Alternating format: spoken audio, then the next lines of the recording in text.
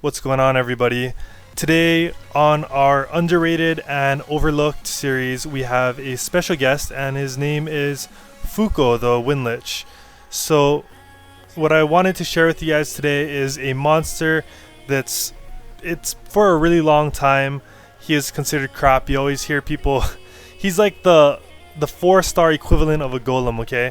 Whenever people pull a golem, you know, they have like golem luck, and then if you pull lightning from your scrolls and you get a lich, you have lich luck, right? So for a long time the liches were really regarded as one of the worst nat 4s in the game, and I think that, you know, they're just misunderstood. Look at him. He's having a bad day and he wants people to use him, okay? So lately I've used him everywhere, whether it's Guild Wars, farming, various scenarios, various dungeons, even some PvP like Guild Wars and Arena. So what I want to share with you guys today is maybe give you guys a second look at FUCO, and maybe have you guys start utilizing him and maybe not be so down about getting him. I know this series originally was intended for just, you know, nat 5s. They kind of get pushed aside, but the liches need some love too, okay? So we're gonna go ahead and look at the lich. This is how I currently have him runed, or these are his stats, okay? So he's actually runed for necro. I'll go into the rune sets afterwards. Let's just go ahead and look at his skill set to begin with, okay? So he's actually a HP type monster, right? So his base stats aren't too great. He has about 10,875 HP. His defense is rather low. His speed is really low, and even his attack isn't that great. So I think this is where the liches, or FUCO, gets a bad reputation to start off with. He doesn't have great stats, so his skills better be awesome, right? And when you awaken him, all he gets is a leader skill. He doesn't awaken into, like, you know, resistance or speed bonus or crit bonus or anything like that. So it's really in his skill that his power should lie, right? So on skill 1, called soul summoning, it's called the description reads: summons the souls of the dead to attack the enemy 2 to 3 times. Each attack has a 40% chance to decrease the enemy's attack speed for 2 turns. So basically it's a multi-hit that can deal either 2 to 3 hits, and each of those hits give you a 40% chance to land in attack speed slow. And these 40% chances, they don't stack with each other. It's not 120% chance. They're all independent rolls. So if you guys have ever played like any casino games and you roll the dice, if you roll a dice that has like a 5% chance to roll a certain combination, if you roll it any given amount of times, doesn't mean that they stack on each other, and that's how much percent chance that you're going to roll it, okay? So they're all independent, so each hit is 40% on its own, okay? But I mean, it's still a fairly decent chance, I think, personally. And it doesn't deal a lot of damage, but this skill is this skill screams out to me necro B10, just because of the fact that it does multi-hit and slow. And that's primarily the reason why you want to rune him really slow, is because you want him to move last. For me, he's used as a Hua replacement. I can rune my Hua speedy so that I can bring her in for my TOA hard or for my raids, and not have to, you know, gimp her on her speed. Instead, make FUCO the slower, because that's really what you want to bring Hua for. It's really that slow on turn 1. And the fact that he has multi-hit gives, you know, a decent chance for him to slow. Second skill, it's randomly attacks the enemies several times and weakens the defense for 2 turns with a 35% chance with each attack, and exchanges the decreased attack speed effect with the stun effect for 1 turn. So basically, okay, this is another part where the liches get a lot of hate. A lot of the monsters that you see that could potentially be good are always those monsters that don't have 100% effect rate when applied to the enemy. It's like this 35%. But the fact that it's multi-hit means that, you know, there you have at least another chance to hit it. What's good about this is it's also another multi-hit, and so Necro B10, and it's an armor break. So sometimes you might not get that armor breaker in the beginning, like if you're running a Galleon or maybe a Bella and Necro B10, and you don't get the armor break off on the first initial hits because they didn't proc enough or whatever reason. If he comes in with this attack, he can bring in a armor break, which it lasts for, I think it's, what is this, 2 turns? Yeah, I think it's a 2-turn armor break. And basically now the next time your monsters go on the boss, you actually have a chance to, you know, deal more damage. And in addition, since his first skill slows, if you violent proc on a monster that already has slow on it, then you can follow up with this, and instead of being slowed, they're going to be stunned, which is a lot better, right? Like you rather have the guy not move at all than move slower.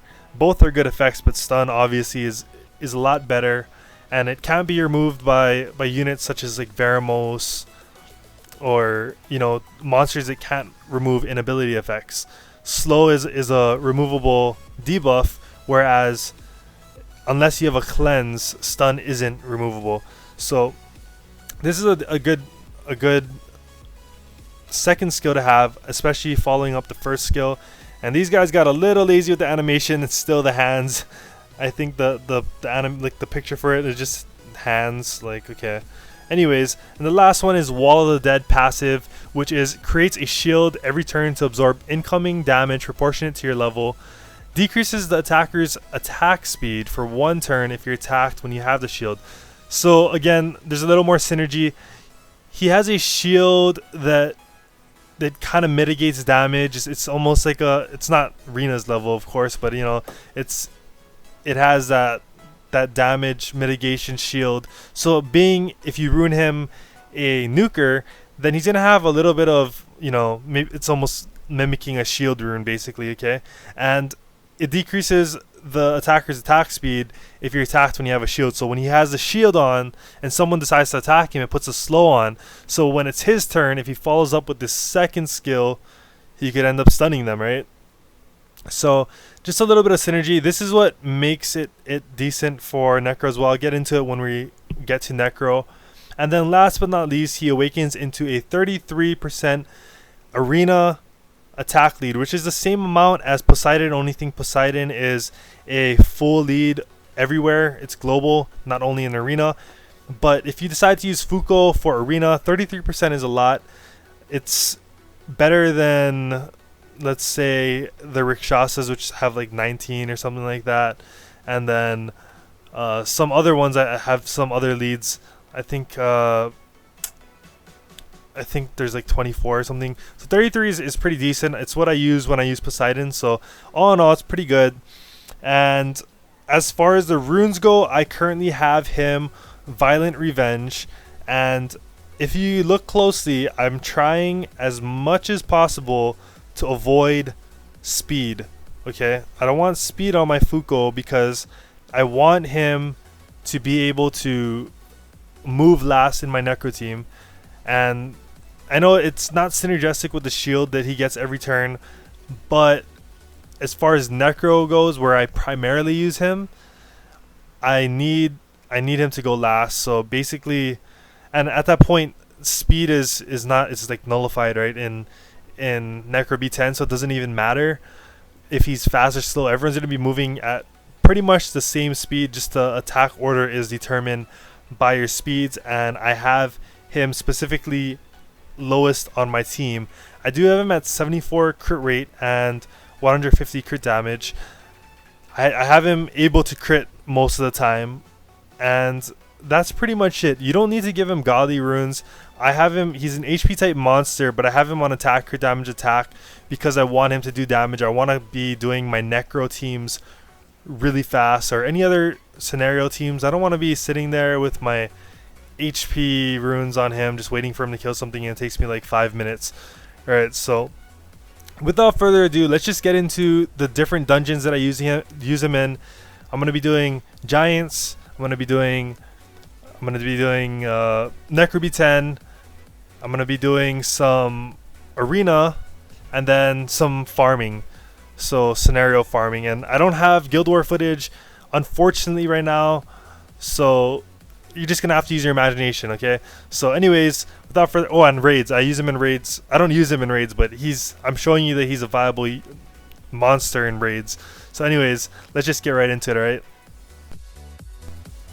Alright, alrighty, so first up we got Giants B10, and you guys all know about my record.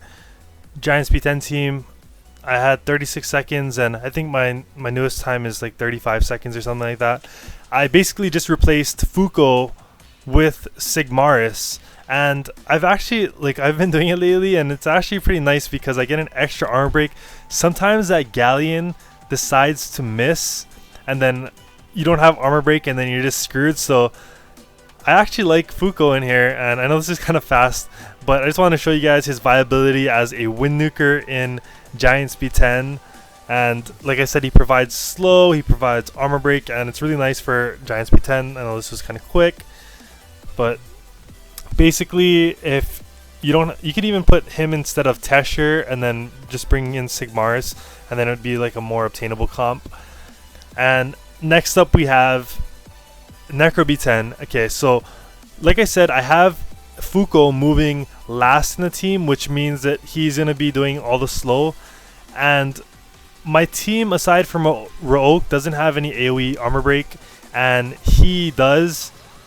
So it makes it really nice if Raok doesn't find the target, which is basically what you want armor break for, right? It's to find a target, and he's really nice.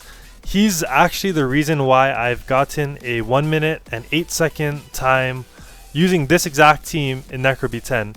Okay, and some of you guys might be wondering, why did I choose FUCO over Rigel, the water lich, right?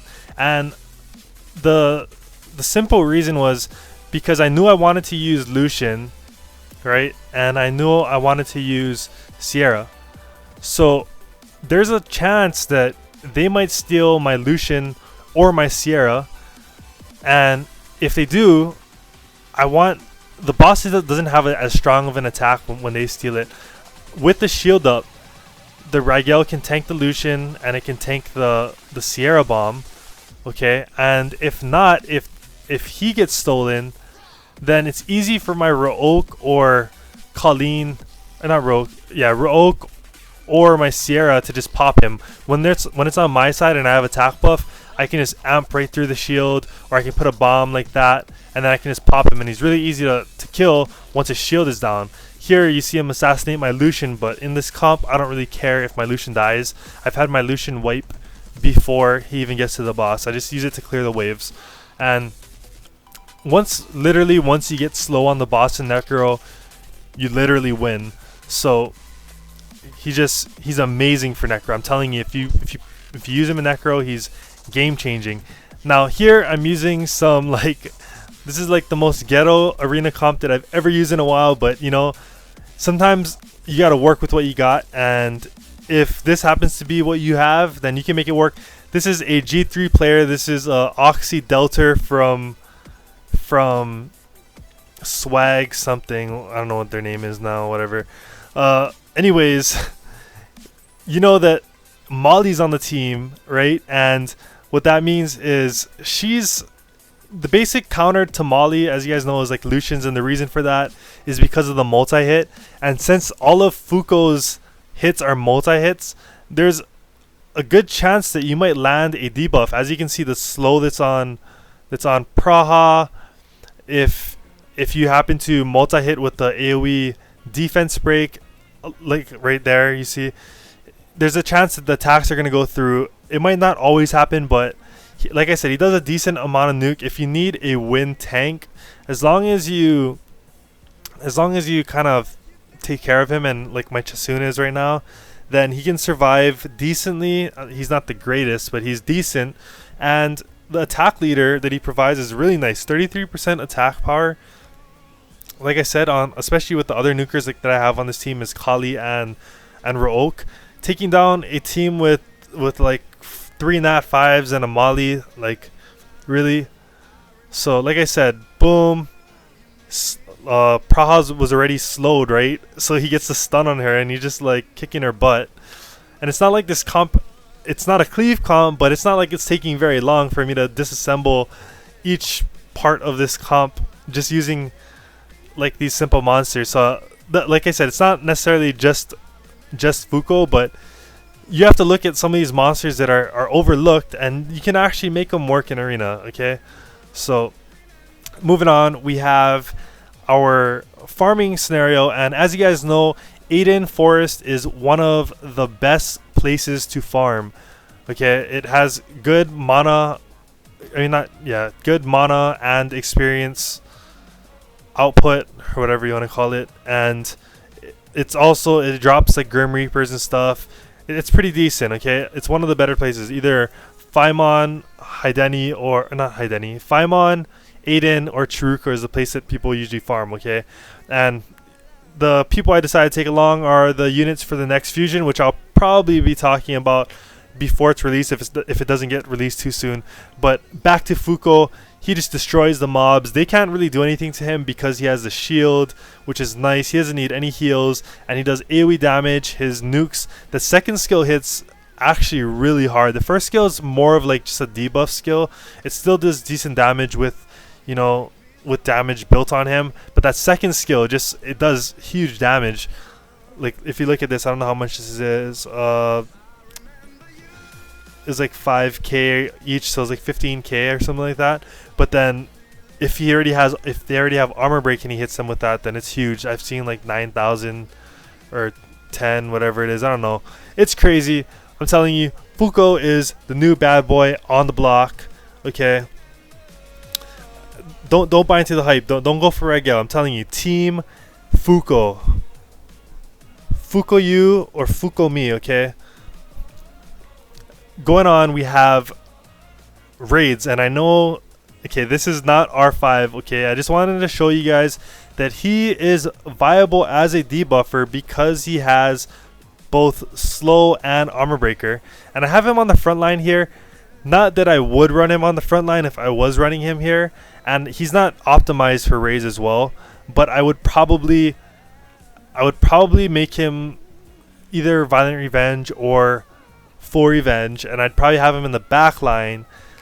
And he like I said, he does, if he was Full Revenge, he'd be more tankier and on the front line, and if he has more damage, I'd have him on Violent Revenge on the back line. And I think he's viable up to about R4. I don't want to say R5 because I haven't tested with him. I haven't played around with different builds because I like the one that I have on right now.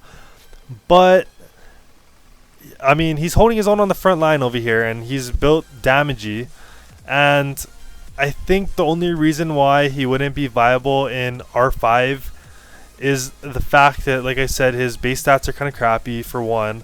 And two, that shield that he always has up is either going to get stripped by the boss, or he's going to get silenced by the Oblivion that's going to come in the future eventually, right? Because the dragon always puts Oblivion on. So, but putting him on the front line was just kind of to prove a point that he is, with the shield, decently tanky to be able to hold at least R3, R4. And I know a lot of my viewers aren't R5 capable yet, and they're looking for something that they can run in R4 or R3, and this is perfectly viable, and debuffs in any shape or form are always welcome. So that's pretty much it as far as the raids go. Some fails when I was building FUCO is I ended up feeding almost all of my Regel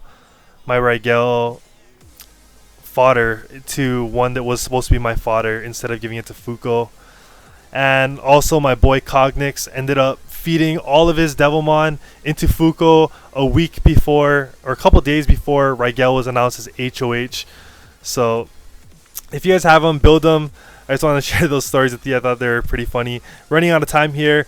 As always, if you liked the video, don't forget to like, comment, and subscribe. And I'll see you guys in the next video. FUCO me.